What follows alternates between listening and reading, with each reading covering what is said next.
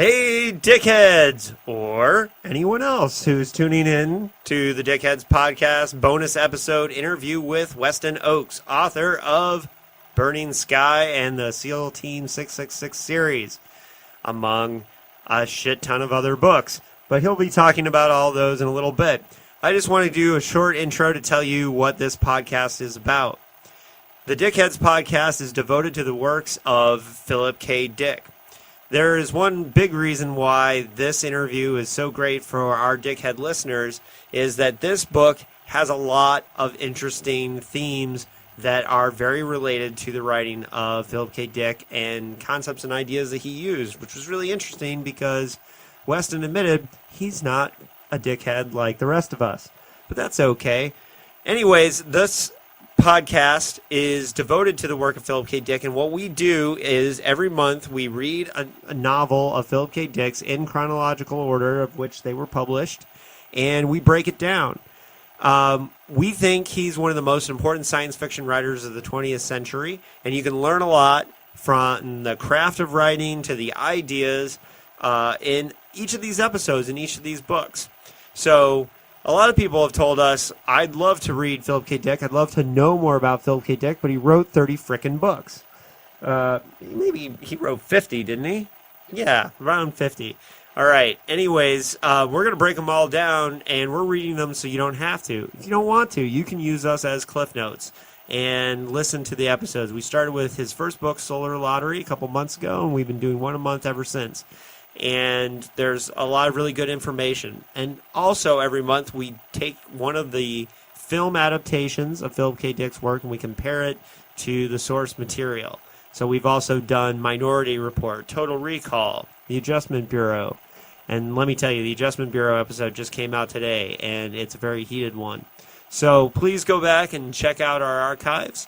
And, you know, if you like what we do, spread the word. And on to the Weston Ochse interview. All right, Dickheads. We're here today with Weston Ochse. He is the author. He is the Bram Stoker Award-winning author of Scarecrow Gods, the SEAL Team 666 books, and the Grunt Life trilogy of military sci-fi books. But he's got a new book out called Burning Sky. We're going to talk about all of that eventually. But why don't we just start with, Weston, where did you grow up and how did you get into genre fiction? So I grew up, I'm a product of a broken home in a trailer park in the edge of the Great Plains in Sioux Falls, South Dakota. So I feel like I've come a long ways and scrabbled pretty damn hard. I traveled all over the U.S. and ended up living most of my childhood in Chattanooga, Tennessee, of all places. What ended up happening is I was lucky enough to be in a house with nothing but books and very little TV.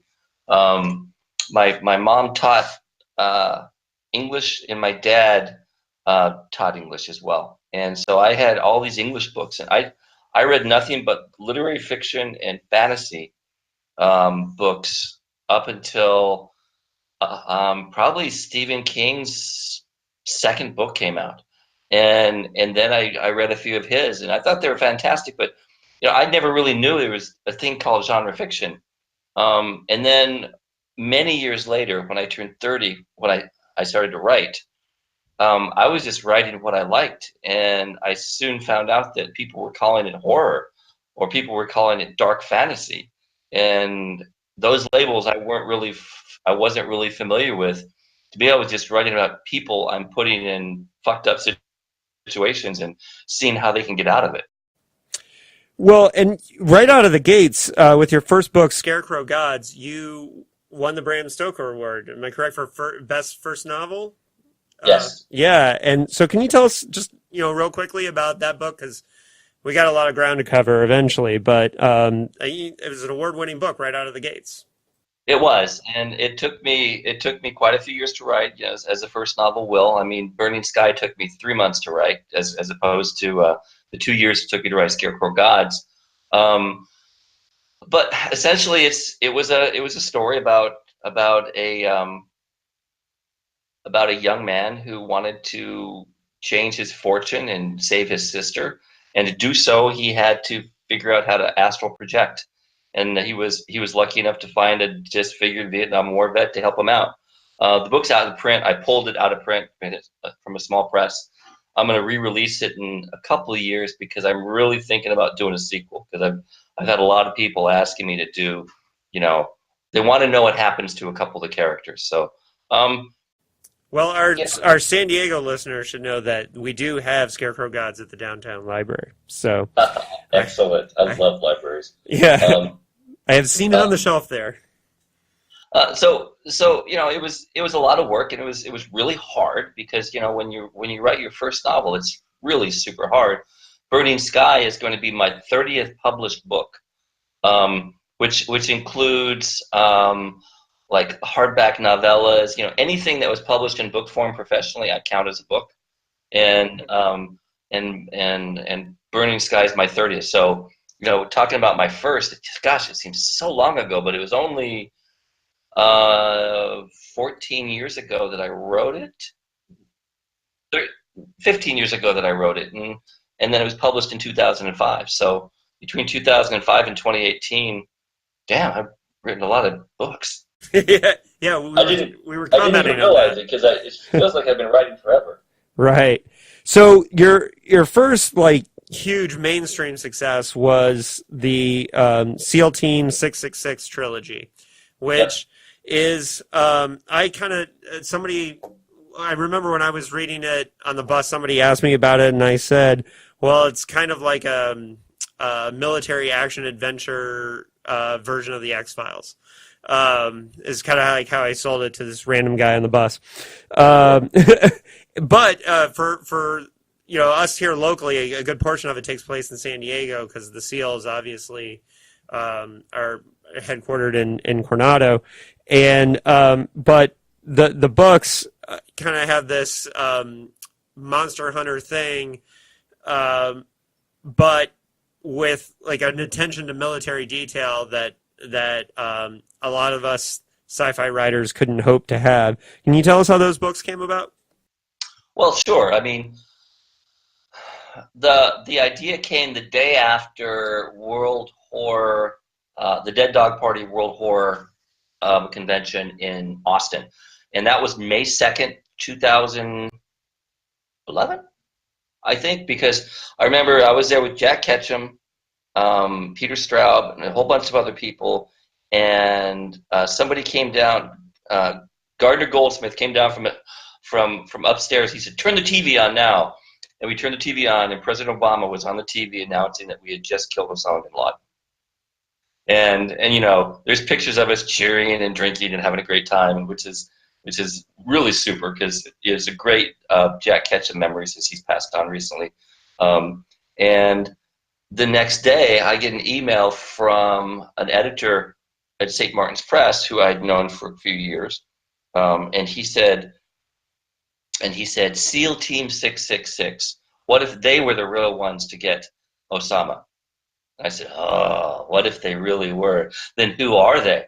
So based on that, just one question, I created the idea that what if we have an even more special team of special forces guys out there who don't just protect the world in America from regular enemy. They do it specifically to target supernatural creatures. And then I said, well, what if every country has one? Every first world country has one of these groups. And maybe ours was founded, and I eventually founded ours with the Continental Congress, and so that they have been around in one form or another since then, because there's always been this supernatural threat that we just kind of don't know. Because I like it when there are these overarching mysteries that I only kind of peek into or pull different threads from, and that me as a reader or even as a writer, it's still there, and I leave it kind of unexplained, because to me that's what life is. I mean, it's this huge unexplained arc. Mm-hmm. And book 3 of that trilogy goes to really weird places and back through history in really cool ways. Well, book 3 was great because we didn't know if there's going to be a book 3, and I wanted to do it, and the publisher wanted to do it, but he said He said because book one took place in Asia, and not a lot of people knew a lot about Asian mythology, and because I used the mythology of the cultures they encounter. In book two, really had to do with the cartels in Mexico and did with Aztec and Mexican mythology. Book three, he said, I want you to do it in England. And I said, that's cool. He said, but I want you to use King Arthur. I said, dude, King Arthur has been done. Everybody has done so much King Arthur. He said, nope, got to be King Arthur. I said, so I thought about it, and I thought about what was going on in England and what was going on in the world at large. And I said, okay, no problem. But I'm going to make King Arthur a white supremacist. And he said, what? I said, that's the deal. I mean, let me make him a white supremacist. You know, make Great Britain white again.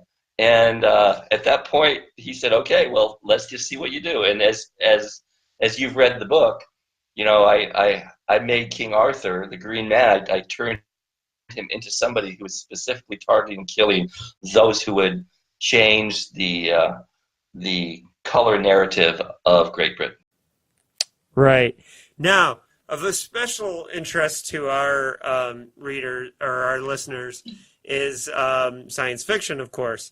And you have a science fiction series trilogy that you did a couple years ago. And I've already interviewed you once about the first book in this series. And I admit, I've only read the first book yet. I've been saving the books 2 and 3. And because I just wanted the right time to read it. But Grunt Life, the first book of the Grunt series, is an amazing military sci-fi book that is very much in theme with the book we're going to be talking about today. And PTSD is a huge part of the theme of the Grunt books. But it's military sci-fi, alien invasion type of story, but done in a really different and original way, because the team specifically in the book would really enjoy this, and it's similar in vein to the military sci-fi that PKD did in Second Variety, but on a much bigger scale. Can you tell us about writing the Grunt books?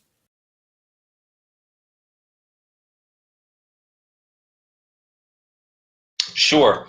I had worked with the publishers before when I did my 2 books with Abaddon, and that was Empire Assault, the zombie novel set in the Salton Sea, and then Blood Ocean, which is my post-apocalyptic novel set in their shared universe. And the same editor moved over to Rebellion and Solaris, and he asked me to write a military sci-fi trilogy for him. So I knew I wanted to be about PTSD, and I knew I wanted to do an alien invasion because, you know, between Footfall and all the other great alien invasion books out there, I really thought there was still some acreage that I could tread that hadn't been trod before. And I really want to talk about PTSD because I had just come back from Afghanistan. Actually, I was in Afghanistan at the time writing that book, and there's no place PTSD is more present than in a war zone. And I can't tell you how many times I was at the gym or at a coffee shop or something, and I was looking at these guys with 1,000-yard stares, and you know, they were already broken. And many of these people had been, this is like their 4th or 5th or 6th or 7th deployment to Afghanistan. So it really helped me, I think, understand a little bit more, because I wanted the plot to rotate around the idea that only people with PTSD can save the planet. I wanted it to be a PTSD positive novel.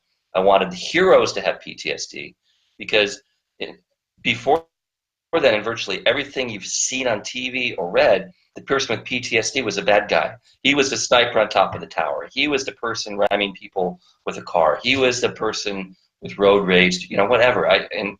Yes, it's true. There are those people who, you know, end up doing things like that. But there's also, you know, doctors have PTSD. First responders have the greatest issues of PTSD of anybody else. I mean, I have PTSD, and I think I'm a pretty good guy, and I don't think I'm going to end up on top of a tower anytime soon, sniping people. But I got to tell you, I do have my moments where I have an inability to deal with people and to function in normal situations, and it's just part of what what going to places and doing the things I've done has done to me, and I wanted to kind of translate that and put that on the page.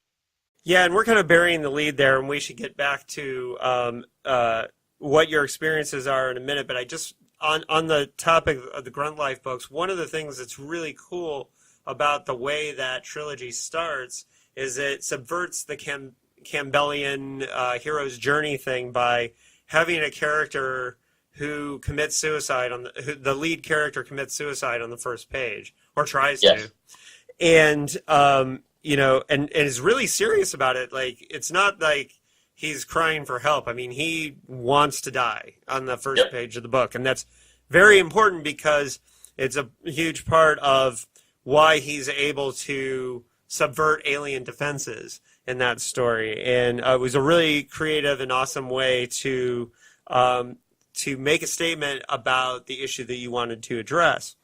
Now, you hinted at this, why you're a person that can write a book like SEAL Team 666, why St. Martin's would call you, why Grunt Life is a book that you can write. Now, look, I've tried my hand at military sci-fi, and I have about as much military experience as I do walking on the moon experience.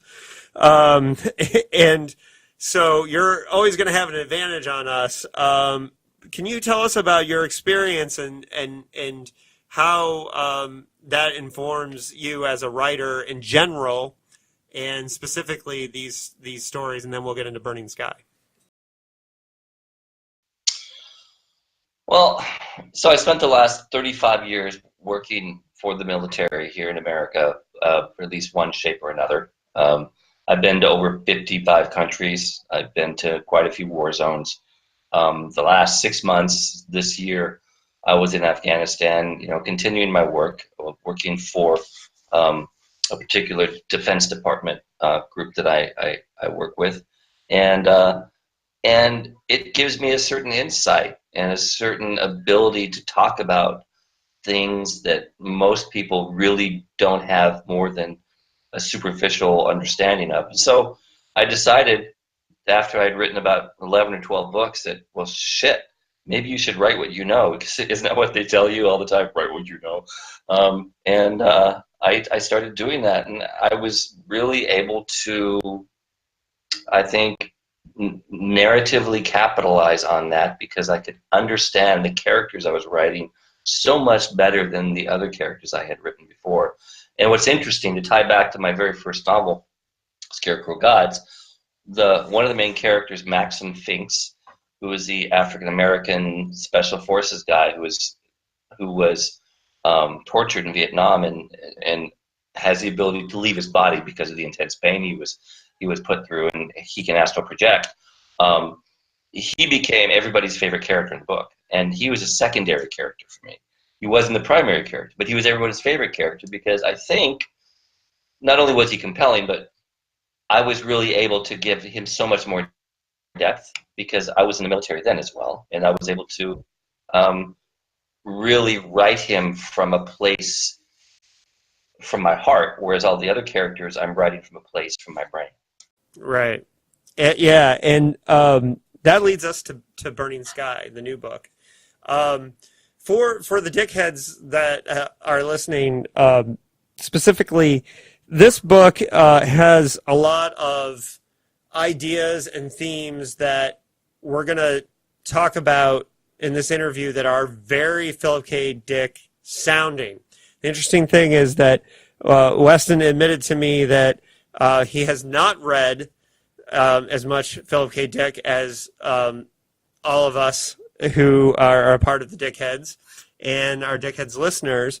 He is familiar with his work, but I was totally shocked because this book, in many ways, feels very PKD. And I would say Burning Sky, just, how Hollywood likes to make those terrible comparisons of it's this meets this meets this. And to me, Burning Sky is like 1/3 Born on 4th of July, 1/3 Jacob's Ladder, and then 1/3 Inception. In the sense that the Born on 4th of July part is the trauma of war, the Jacob's Ladder is the insanity of war, and then the inception is the what is real part of the story.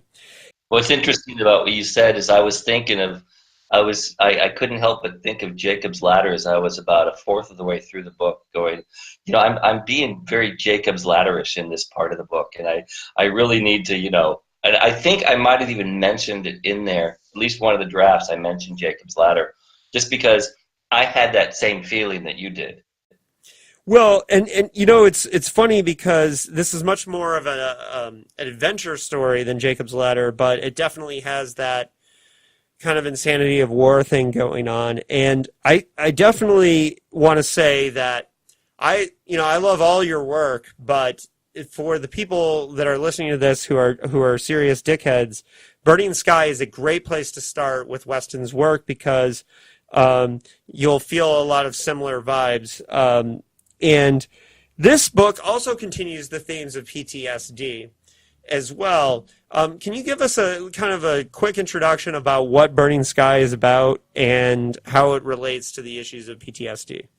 So when I was in Afghanistan in 2013, I was fortunate enough to have a tactical support team, a TST, like I have in here, ferry me around and help me out a few times. And what they are is they are men and women, almost all former military of some sort, many of them a special operator, who have decided to come back and work as a contractor to do these special missions. It's kind of like Blackwater, but not quite like Blackwater. It's just more personal protection and things like this. And because I was so impressed with their professionalism and stuff like that, I really wanted to make them the core of a story. And it was only a matter of time before I was able to come up with what Burning Sky was about. Yet I noted that every single one of them, and to include the ones that I saw this last time, because we all do, they all had PTSD to a certain degree, and they all exhibited it in different ways. And so, as you probably noticed, all of my main characters I have in Burning Sky, they all have PTSD, but they all exhibit it differently. They all show you different symptoms, because I wanted to kind of cover the whole broad range of symptoms, because I have a great expectation that I'll get as many emails, if not more, than I did with the Grunt Life series. I mean, just 2 days ago, I got an email from a gal named Liz, who said that reading the Grunt Life books helped her understand a particular loved one, because it was able to explain to her how that person felt. I don't want to get too detailed because it's a very personal thing she said, but I mean, I've had so many of those, and I feel fortunate that I can be that voice that can explain to people what it is about PTSD. And yes, it's a bad thing, but it doesn't make us terrible. It just makes us different, Well, and what's cool is that Burning Sky is a fun action and monster novel. It's kind of like weird, what the fuck is real sci-fi novel too, because I think it's just as much sci-fi as it is horror. Yep. And so you have this thing of this book that you're got a message, but you're never losing track of the fun of the story. Can you talk about balancing that when you're working on a book like this? Well, it's all story. I mean, you have to approach everything from story first, and everything else is secondary. You have to entertain the reader. You have to make the reader want to keep on turning the page. You have to excite them, and you can't be bossy, or you can't be sermonizing or lecturing. You can't do any of that and be successful. So you just have to do it through character. So it's how my characters feel. It's how my characters act that you get the PTSD. It's not me telling you and hitting you over the head, PTSD, PTSD, PTSD. It's just you're seeing it from a normal person's perspective, and at times they're also realizing, boy, I'm really fucked up, but I can't stop doing what I'm doing. Especially when I think of the scene of Preacher's Daughter when she's in the trailer, wrapped in tinfoil and cellophane, sliming her entire body against the wall because she's trying to lose the voices in her head that are saying those words to her. Okay, so now I'm going to really try hard to make sure that the Dickheads understand why this is a book they want to read. This book is not just a really interesting story about this part of the world and this conflict that most of us have no understanding of. This book also involves time jumps, alternate realities, and crazy mythological monsters. PKD readers would be, we just did, on Dickheads, we just did The Cosmic Puppets, which is a book that's very much about Zoroastrian gods. Well, guess what? Burning Sky is very much a book that includes mythology of Zoroastrian gods and mythology that relates to that. But it also has the time jumps and the alternate reality. These are all things that our listeners enjoy in PKD's work, but here we have a book that's doing it in a modern way. Can you maybe talk to us about, when you were kind of devising this book and thinking about how PTSD messes with your equilibrium, was that a good jumping off point for this kind of story that questions reality? It made it easier, certainly, for the characters to not really understand what was and wasn't reality because of their PTSD, and because you as a reader have a point of view of one of the characters throughout the book. You then share this person's belief or disbelief in what is right and what is wrong, what is real or what is unreal. So absolutely, I think it made it easier for me. Mm. Yeah, and Burning Sky, I think. So what you have is you have an action story, and you have this, you have monsters, and you have all these things, and you have the what is reality. And what I think is really, really cool about this book is that you can enjoy it as an adventure story. You can enjoy it as a puzzle because it is very much a puzzle as far as what's happening. But at the same time, it's very well thought out, and I really loved Burning Sky. So I really hope that our listeners will check it out. Now, listen, the interview's not done. But what we're going to do now is, is there anything else you want to say before we get into spoilers? Because at Dickheads, we like to really get into the nitty-gritty of how things are done. We want this podcast to be something that writers can use to understand and learn about the craft. But in order to do so, we need to get really in-depth into the story. So before we do that, what's the last thing you want to leave our listeners before they go off and read Burning Sky and come back to the second half of this podcast? Well, yeah, I'd like to talk about just for a second, Cormac McCarthy and how his work inspired me to write this. So if you remember, the first quote in the book is from Blood Meridian. And I was introduced to Blood Meridian because right around the turn of the last century, the New York Times published its top 50 books of all time, and Blood Meridian was number one, and I had not read it. And so I said, well, if I'm going to be an English professor, which I am in my spare time, I really need to be relevant and have read the relevant material. So I read it, and my God, what a horror story that is! It is an absolute horror story. Yeah, anyone who says that Blood Meridian is not horror, I don't know what the hell they read. So he specifically writes, Cormac McCarthy writes about man versus nature, man's inability to overcome nature, and that's his recurring theme in every single one of his books. In the movies, he's done the screenplays for like The Counselor and a few other ones. It's the same thing. I mean, he writes that way, and I kind of believe that that's a possibility as well. And so I wanted specifically to have that as my theme: man's inability, constant inability to overcome nature, and sometimes just the very nature of being man. So I stylistically wrote, or at least began writing the book in a very Cormac McCarthy way. And I'm not talking about not using punctuation and not using, right paragraphs and stuff like that, like he doesn't. But the narrative style, I wanted to not mimic it, but kind of give an homage to the way that he wrote it, because I want people to get that same feeling from reading my novel that I get from reading his novels.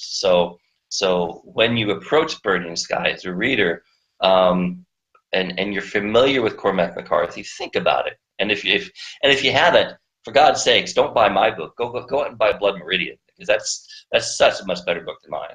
Well, buy both. And one last thing before we get into spoilers. One thing that I really think makes this book stand out is that on a lot of levels, each of the characters has something very personal, personally tragic that they went through in the war, but the novel connects very much to the global, and that kind of drives the demonic or the mythological forces.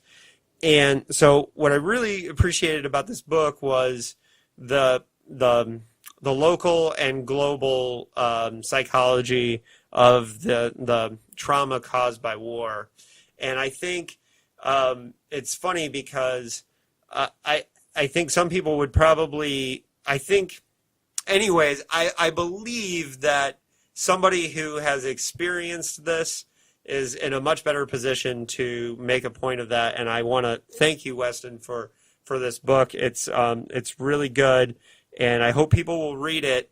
But now we're going to pause, or we want you to pause this podcast, go buy the book. Yeah, pause this interview, go buy the book, read it, and then come back, because we're going to talk very specifically. We're going to nerd out as writers about the process of writing Burning Sky, and it will definitely ruin your experience if you listen to this ahead of time. So, are you ready, Weston, to go into spoilers? I'm ready. All right. Spoiler canon, or whatever we do. So I want to start off with the character lore. And it's funny because it's weird. I didn't take a lot of notes early on in the book, but I took a lot in the back half. And we did kind of address already, one of the few notes that I had was about early in the book was Blood Meridian. But lore as a character is the one who brings up the Zoroastrians issues, which is something that we just dealt with. How did you land on this mythology, and what part of the research brought them into the story? So I was doing research on a book that I may or may not be, knock on wood, signing the contract for coming up pretty soon, that I actually wrote before Burning Sky. The book I wrote it on spec. And I did a lot of research on the Bible and the exclusion of certain words that they took out of the different versions of the Bible for the last 2,000 years, and how certain words no longer exist in the Bible, which is just fascinating from just a research point of view. But doing that, I had been aware of Zoroastrian mythology and religion and Ahura Mazda and all the different Mazdas and all the different ideas around it. I had written a couple short stories. I have a shared world story I've been working with a friend of mine named Dan Sutter for years. I need to get off my ass and finish because he's just waiting on me. But I really hadn't got into serious depth about the mythology. And what always excited me about it was that it's older than anything else. It was been around a lot longer than Christianity or Buddhism or Islam or anything like that. And it could be the mother or father religion of everything, because everything ends up seeming to tie into that. And because of that, it has a certain amount of gravitas that some things just can't have. It's just the sheer age of it.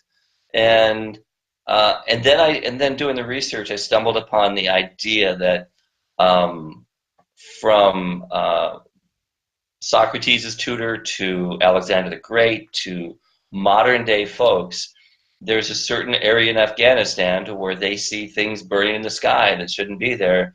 These things that look much much like UFOs, you know, or much like burning shields.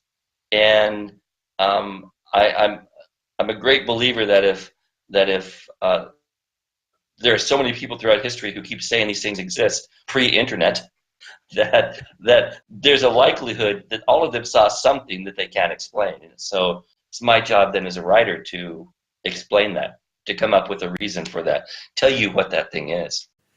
So one really interesting thing in the writing of Burning Sky is that early on in the book, there's you go back to America briefly for like the first 100 pages or so, besides the prologue. And there we get introduced to the characters' actual names briefly. But whenever we're in country, the characters only go by, like, there's lore, Boy Scout, these Narco. These are characters that they all have kind of nicknames that they go by, and that was for a very specific reason. Can you talk about why that choice in the writing of the book? Well, not only do we have nicknames when we're in a combat zone, mainly because it's easier to communicate over the radio. For instance, my nickname in Afghanistan is Two Fingers. That's a long story, and that way because my last name is hard to pronounce and not everyone can get it right. My first name, is what it is. But if somebody says, "Hey, Two Fingers," over the radio, then suddenly they know exactly who they're talking to. So there's that reason, but also the reason goes back to Blood Meridian that we talked about earlier, pre-spoiler, in that if you read it, nobody has a name in there. All the main characters have a descriptive term of who they are. From the kid, judge, to all the different players, and I wanted to kind of emulate that in that the fucked up place that the Comanches dragged them through in Blood Meridian is very akin to the fucked up place called Afghanistan that these guys end up going back to time and time again. Yeah. Page 214. Now we're going to get into the reading part. There's a part that I highlighted and circled, and I thought it was really revealing character moment with Boy Scout. And he says, I'm hellbound because I had thin skin. So you know what I did? I grew my skin thicker. I had to learn to be aloof. I put on muscle and no one fucked with me, even when I didn't laugh at their silly ass cracker fag jokes. And when the time came to join the teams, I jumped on it. Best thing that ever happened to me. Being on a team is different being in an infantry squad. When you're in a squad, it's all dick measuring and fighting behind the motor pool. When you're on a team, it's a matter of being part of a band of brothers like none other. And then God had the last laugh. I thought that was a great moment of character. I don't know if you want to say anything about that. Just really great. Well, it's how we are. I mean, in the military, we have so many diverse people coming together, and we do have to kind of change the way we act in groups much more than you do just in the civilian world, because at the end of the day, our job isn't to go to a business and to type something up or to buy something or to sell something. Our job is to kill people and break things, and in the doing so, we end up breaking much of ourselves. Right. So on, hold on, let me. You might have to edit this a little bit. I lost my. Okay, 224. I thought there was a great part. And this was a really interesting idea for the book. Laura wagged a finger. They don't alter time. They cause us to alter our own realities. As to why they are trying to see it as time travel, it might be something we need to find out. So there's a part of the book where the characters think they're traveling through time, but they're not exactly traveling through time. They're traveling, in a sense, through the altered realities of their own traumatic disorder. Am I correct? Because that's the idea that I got from that part. Yeah, they are, and they're traveling through almost a symbiotic shared experience in that each of them is bringing with them as they travel together their own perceptions and their own observations and creating realities based upon that. So you and your four best friends, if you were to travel like these people are traveling, you would encounter people who you've never met before, yet somebody else in the group has met them before, and they're just being reconstructed as somebody. The idea for that is that if it's not time travel, then who then is creating the universe? And we ourselves are then creating our own universe using a particular mythological creature as the engine for that travel. Well, which is why I brought up the next book we're doing on Dickheads, which is Eye in the Sky, which is really funny because what that book does is these characters are all kind of in this one accident where they're knocked unconscious together, and they're kind of traveling back and forth between each other's perceptions, not inside their minds, but inside their perceptions. So you have a character who's super ultra religious, and so when you're in their version of the world, it's like a Christian dictatorship. And then you end up in another character who's a communist version of the world, and it's like super socialist. And then you have one character who all they want to do is erase anything that they don't like. Like they don't like cats, so there's no cats in their world, right? And so what was really funny is because I just read Eye in the Sky, and so this aspect of Burning Sky where they're kind of inside each other's trauma was just absolutely brilliant to me. It was one of my favorite things about this book, and I almost felt like I had to pinch myself that the book was doing that because I thought it was so cool and just really neat. So I got to give you major props for that, Weston. I thought that was really excellent. So on page 292, sorry, I know I'm Larry's laughing at me because I do this to all the PKD books. But on page 292, the theme of the novel gets really expressed well. Never once did he forget the falling man, the napalm girl, the burning monk, the burning Deva, or Diva. I don't know how Deva is how you... Is Deva? Deva is how I pronounce it myself. So. Yeah. So what you're talking about in this scene is these absolutely traumatic moments of history where war kind of intersects with history. The falling man from the World Trade Center during 9/11, the napalm girl running down the street in Vietnam on fire from napalm, the monk who set himself on fire. These are all moments that the novel recreates, but also, expresses as these ultimate signs of the folly of war. How did you come to choosing these moments, and how did you weave them into the narrative? That was really cool. I don't know how I came to those moments. I don't know what lightning struck me, but I remember thinking about my grandfather's basement. He had the best of time life, and he had like all those pictures in the last 50 years of time life photos, and this would probably be in the early 70s, mid 70s, and so the napalm girl was kind of fresh at the moment, and I remember to this day because when a soccer mom is driving to work and she hits a dog, or driving to pick up her kids and she hits a dog, and the dog dies, that affects her for as long as she remembers it, and that gives her a certain amount of PTSD. Well, I think that there are iconic images that affect you throughout your life and give you a certain amount of PTSD.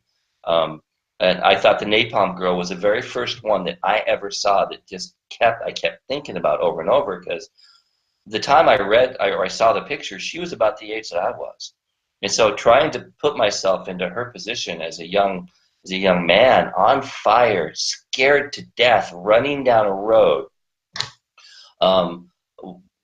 was pretty traumatic. And then in the same book, I saw the one of the monk who set him on fire, and that in of itself is crazy. Who sets himself on fire? What do you? I talked to my parents about that, and then of course I wanted something more recent, so I remembered The Falling Man, and how just the image of him. So many people had to jump to their deaths or burn alive, and the idea that you would rather jump than burn. Oh wow, it's hard to understand. But then if I think I talked about it in the novel, if you really look at the picture of the girl, the Napalm Girl, as a grown up, I looked at the picture and I noticed that in the background, on the right hand side, are two American servicemen. Both of them kind of just watching, not doing anything. One's lighting a cigarette. It's like, oh yeah, oh well, this is just no big deal, which really shows you what type of PTSD they have. Because the idea of a naked 10-year-old girl on fire running past them was just all in the day's work. It was nothing new to them. And to me, that whole thing resonated, and I wanted to show how images throughout history can be so iconic that they can give an entire culture, an entire civilization PTSD just by the virtue of you seeing them. So for our listeners who are wanting to reference these parts and as writers who want to study the parts that make Burning Sky work, that the scene from the World Trade Center is on page 304. And I immediately highlighted that page, bookmarked it, and was just really floored by the power of this scene. And I remember, because those of us who and it's crazy to think that there's kids that are in college now that were not old enough to remember 9/11 when it happened. Right. And I've talked with people that are younger, and I'm trying to get them to understand, how much was going through everyone's mind on that day. And there's just mentioning on that page 304, there's a description of the hot wind blowing past the falling man before he jumps. And I think what's really powerful about that part of the book is that it's important, and the scene with the burning monk and with the Napalm Girl, is that we see these images all the time, but it's important to get into those moments and feel what those human beings would have been feeling at that moment. And it's a gift of this narrative that I really appreciated. So thank you, Weston, on that. Thank you. Yeah, very well done. And I think it highlights some of the best things about this book. I want to, just from a writing perspective, I do want to go back to one of the concepts I found when I was floating around while you were talking with my copy of the book. One of the scenes, and it's on page 298, really expresses something that we talked about earlier, and I think writers can learn a lot from this part on page 298. This is a scene that kind of expresses how the shared trauma creates a universe that the characters are kind of transported to and from. And I'm going to read it. With the help of the dervishes, each of the TST members had created a part of the greater universal landscape of their own reality within which to interact. The people, the building, the cars, the very air everyone breathed had been invented by the combined weight of the thoughts of the tactical support team. There was no June with her crippled son. That's a character from early in the book. There were no camels with Joe Apiro's face on it. That's something that these are all things that were part of their reality. I'm sorry to interrupt the reading, but these are all things that. So yeah, I guess reading this next part won't mean as much. But what you're doing there is you're hearkening back to the real world that they were in before they kind of delved into the trauma reality. And so I would really suggest to the writers who are reading this book after you've read it one time through just for the fun of it, but if you're wanting to look at what Weston was doing as a writer, this page 298 does a really amazing job of setting up and creating the alternate reality. I don't know if you have any thoughts on the part that I just read. No, I mean, I had to tie it in. I had to explain, and that was my moment to, from their point of view, kind of ballparking it, figuring out what's been going on. This is how they identified what was happening, and the idea that we as a writer, I really need to tie it back into what they had experienced, so I can let you know, and you can detail as a reader that stuff never happened. It wasn't real. So remember, it wasn't real, even though it comes back and happens again. So it's hard to understand the idea that you experienced something, you knew it happened, it affected you, but it wasn't real. How much more real can it be? You know what I'm saying? So that in and of itself changes the nature of reality, because even if it didn't physically happen, yet you have some emotional ramifications from it. Well, then it had to have happened somehow. So so that in and of itself is a second play of reality. Now, one of the most effective scenes in the book for me, or just one of the scenes that really creeped me out, was when you wrote about the burning monk. And because one of the most interesting choices that you made in this story was that the burning monk just basically starts talking to Boy Scout. And he's basically speaking for the Devas, and Boy Scout is questioning this. He's basically talking to this burning monk, like, what are you really? What made you? And then the monk looks back at him and says, the better question is, who made you?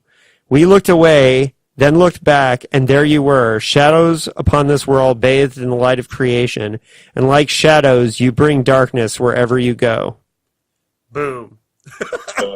Yeah. That, to me, just that was a fuck yeah moment. Because I'm a writer, there are certain times where I'm reading a book, especially with writers that I've met or I know, where I just kind of like, I'm sitting there reading and I kind of pump my fist and I'm like, hell yeah, there you go. Wow, what a powerful moment. This was, to me, the crux of the book. And I don't know if you have any comments on the choice to make the Burning Man be the voice that speaks to Boy Scout, that basically kind of lays it all out for him. I just thought that was a brilliant choice in the narrative. Well, the Burning Man had the Burning Monk had his own thing that he had to say. He set himself on fire for a very political reason, to show the world how the South Vietnamese government was treating the Buddhist monks. Yet there had to be a reason for why the Deva was going to choose to use him as well, and I think it's because he represented that he represented outrage to such a degree that he would then set himself on fire just to get a point across, just so there would be enough cameras there to take a picture, just so the iconic image would exist. So he was, of course, chosen by the Deva, and that whole part of the conversation goes to the core of the next book. Book 2 is coming out, because if the Deva are so old, and if Zoroastrianism is so old and has been around for so long, then how did they come about? Who did they worship? Who created them? There's so many interesting things in mythology. Take, for instance, the Pan God, right? The Pan God is in both Greek and Roman mythology, but the Pan God is also the only god that can die. And the Pan God originated in Zoroastrian mythology before he was even in Greek and Roman mythology. So this is this is what Barry made Peter Pan based on. So it's, talk about using cosmic horror to lure children to a neverworld. That's what Peter Pan is, for sure. But I really needed to have the beginning, the nurturing elements of the broader story there, because I wanted them to kind of be in mourning and kind of always looking for their lost children, because if these deva were so powerful and if they were like gods, then what happened to their creations? Who were they? And I have my own ideas on that. Okay, I only have a few more questions. We're almost done with the spoilers. I put my notes away, so we've gotten through all the parts of the book. But being that I'm not sure if we talked about this last time with Grunt Life, but I'm a big outliner. I believe in outlining. I'm not sure if you're a pantser or an outliner, but A pantser or a plotter, yeah. yeah. But this book seems to me like, and it's funny because whenever I really like a book, a lot of times I'll say to myself, this had to be plotted ahead of time. But I'm wondering about the actual writing of this book.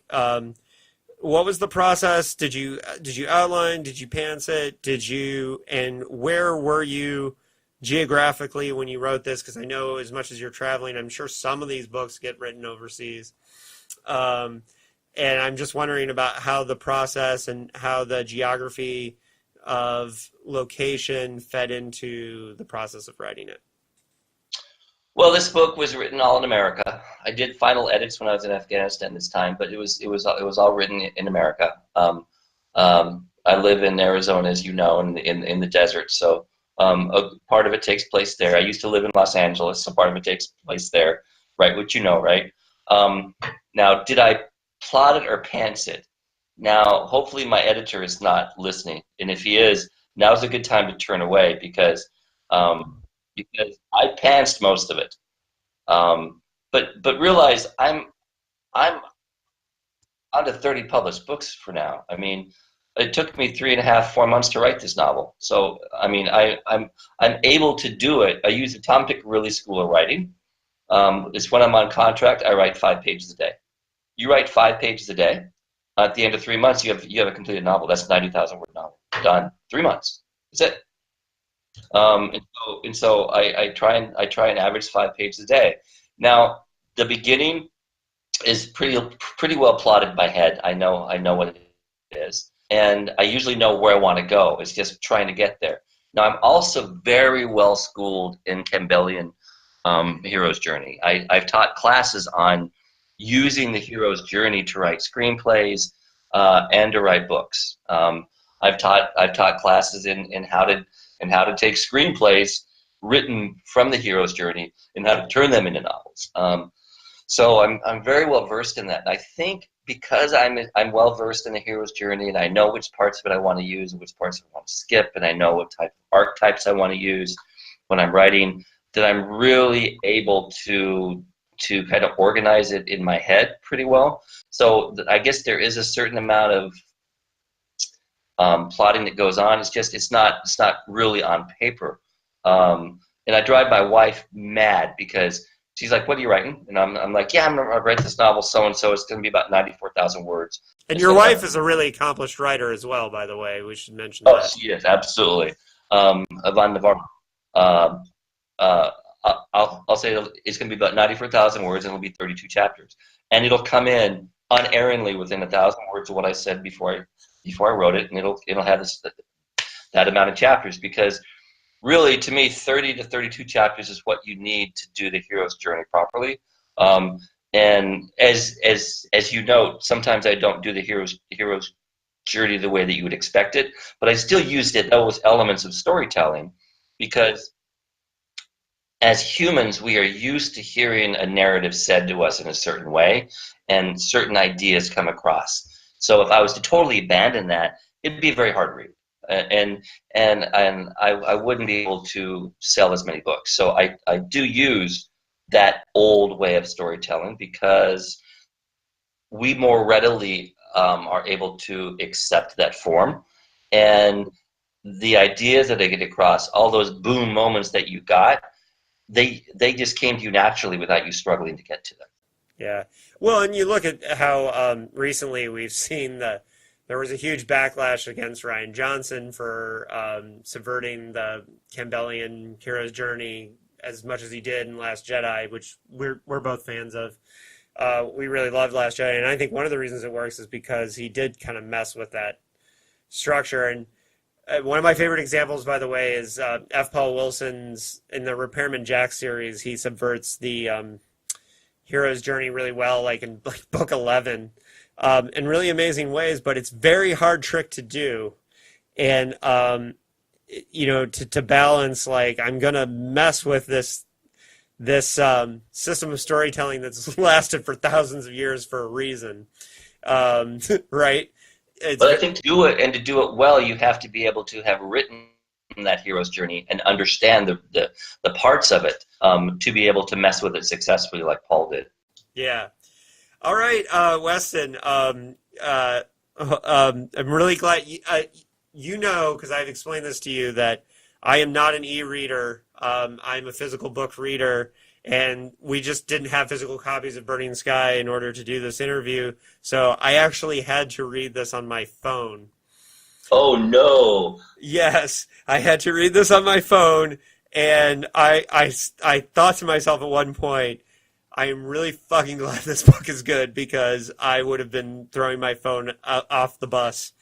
Oh, no. If it hadn't been good. But it was a great book, and at this point, anyone who's listening, hopefully they've read it, and I'm sure there'll be a few people that will want to just skip and get all the writer advice.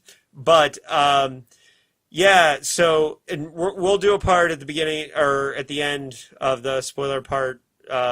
Make sure on the screen that we show how people can order the book for the YouTube version. I really appreciate your time. This was really great and insightful. Both our conversations, I've come out of it feeling like I've learned a lot.